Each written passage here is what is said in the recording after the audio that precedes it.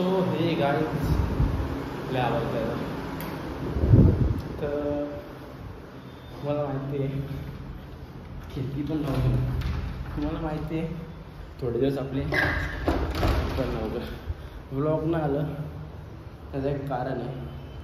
म्हणून टाकला आपण समजलं असेलच काय कारण आहे. खिडकी नव्हती, खिडकी उघडायची उघडं ना. आणि हां मी कुठं आहोत मला माहीत ना, सगळं माहीत पडत. लाईट आहे हां, सगळं माहीत पडत कुठं आणि कसं काय. थोडे दिवस काय आला आपलं जरा बापू आहेत म्हणजे मोठे पप्पा सगळे मोठे ते आता ना राहिलं,